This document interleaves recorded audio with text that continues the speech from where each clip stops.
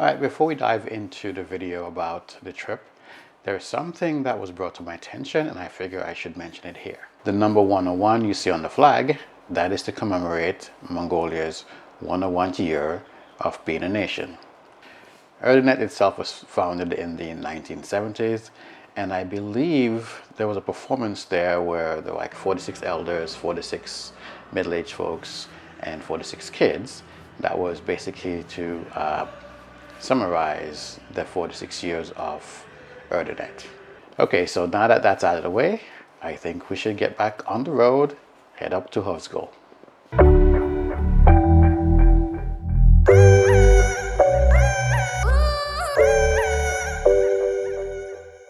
So in this video, we're going to continue the trip and talk more about the farm and what we did while we were up there. Now, while driving up to Khovsgol area, there are many picturesque views along the way. One of the things I tried to get a picture of was the volcano that I visited many years ago. Now granted, this photo was from the moving car and not at the same distance as when one would be actually close to the volcano. For a bit of context, I'm going to put a clip in here of one of my old drone videos that I took some years back when I came here, just so you can see the volcano for yourself.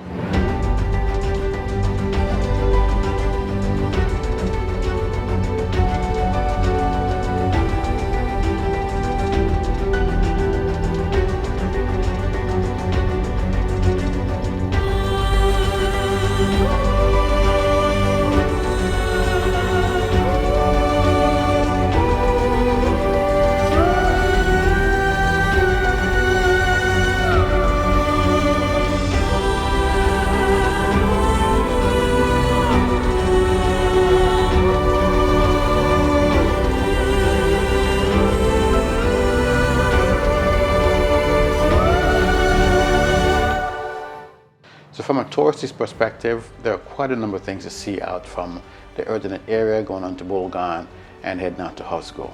If you're interested in some of the photos from my previous Mongolian trip, you can click the link in the About section to find my photography sites and check out the photos there. Shortly after we arrived at the farm, it was probably around 1 o'clock or so, I saw a ton of goat sheep just streaming in from the mountains.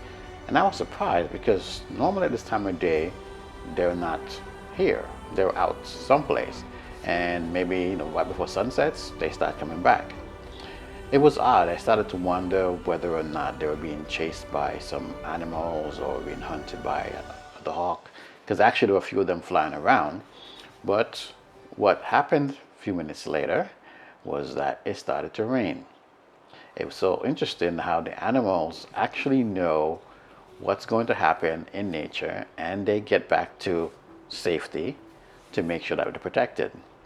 The rain didn't last long. It actually blew through pretty quickly, but I guess that was enough to spook them to get them to head back home. Now what you may notice, mixed in here with these sheep are a lot of goat, and some of the goats actually have short hair and some have long hair. Now, I love goats. In Jamaica, curry goat is a thing. But here in Mongolia, there's another purpose. Cashmere. And I'll tell you this, while we buy cashmere in the Western world and most of us don't know where it comes from, it actually comes from goat. And out here in Mongolia, you can see some of the young goats actually still have their long hair on them. The older ones are shorn during the beginning of spring, so that way the hair can grow back, so by the time winter comes around, they have a good coat to protect themselves. There was one in particular that kept hanging out close to me, and I didn't understand why.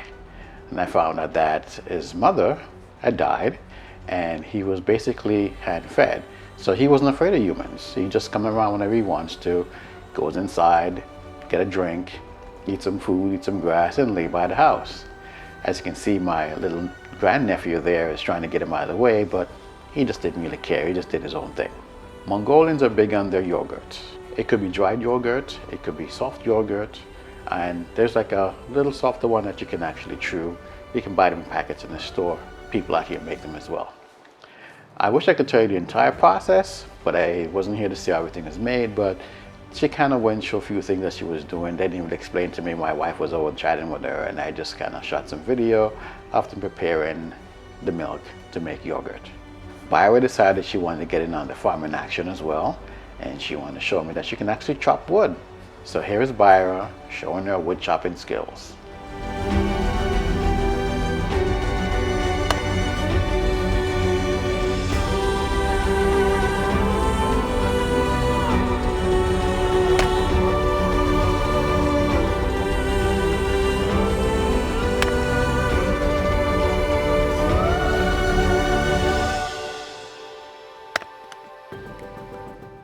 One of the things I learned coming out here in the countryside of Mongolia is that to visit some of the people who are out here, you sometimes have to ask some of the neighbors to find out where they are, because some people tend to move the farms depending on the season. If the animals graze and they eat up a lot of the grass in the area, they move them to a different area next year so that they can actually have things to feed on. In some areas they have much more space and less families, so they are able to stay in that area pretty much throughout the summertime. So once we completed our visit, we head back out to head to Erdenet. This time around we took another road to get to the main road. And like I mentioned earlier on, when it comes to Mongolians, they make their own way, they find a path, and if it leads in the direction they want to go, they take it. Now on a ride back from Khovsgul Lake in the afternoon, we came across a rainbow. And I have to say, I've seen lots of rainbows in my life, but I think this is the closest I've ever been to any rainbow. I mean, it was like you could touch it. It was the brightest colors I've ever seen. And what was odd was that, we were in sunshine and you could see the clouds, the rain was just streaming down, and the rainbow started to form, and it was just awesome and amazing. Out here in the countryside without many things to block it, it was just really, really awesome to see.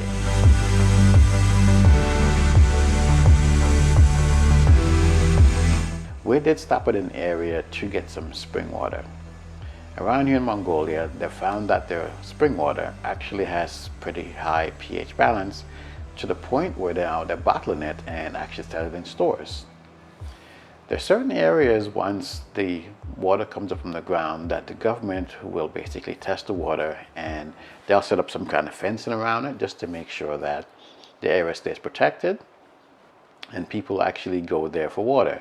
This particular one that we stopped at actually was here some years ago when I came. It was newly discovered.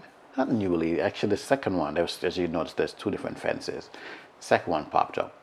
My understanding is that the camps that are around here, people come here for medicinal purposes. Apparently the water is very good to help with diabetes, so people come here and they will stay at these camps for days, weeks at a time, and just keep drinking the water to help them to balance out their sugar.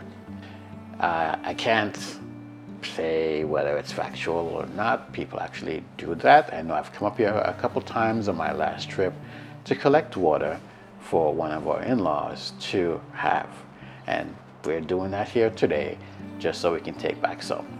I'll say this, we did keep one bottle of water for myself because I wanted to drink the natural pH balanced water, and I don't know if it was the water or if some of this tea that they were having me drink, but at the end part of our stay, it's like my body adapted to becoming Mongolian.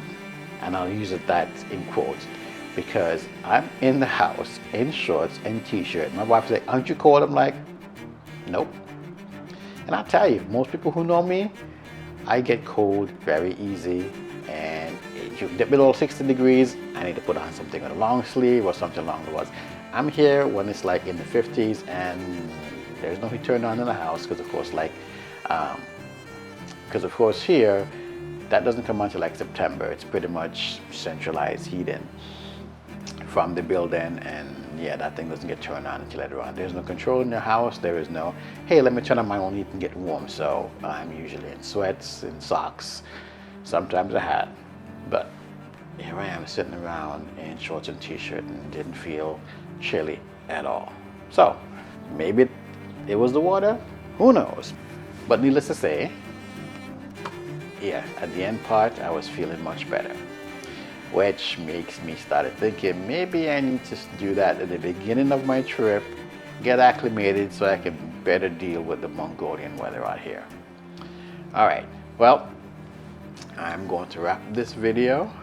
Thanks for watching. Hearing my stories about our trip out here and how things have been affecting me. If you're planning on traveling and you want to come into Mongolia, I would highly recommend it. But as I mentioned to some folks, if you're coming, bring some thermals or buy some out here. Cashmere is actually pretty good, or yak, but I'll talk more about that in the next video because I don't want to give too much away on that portion. I just want to say it's something that you should consider doing, which is visiting Mongolia and picking up some cashmere when you're out here. You will love it, especially if you're from a cold area and you get winters that sometimes get really chilly. These things actually feel good against the skin, so yeah. So stay tuned. I got a couple more videos going to be coming out about Mongolia. One, we went to Terelj to do a little bit of vacation trip, and also, of course, about the cashmere and what you can get here in Mongolia. I'll see you in the next one. Please subscribe if you haven't subscribed and give the video a thumbs up so YouTube can get out to more people. Thanks to everyone who's been watching the video and commenting. Take care, and I'll see you in the next one.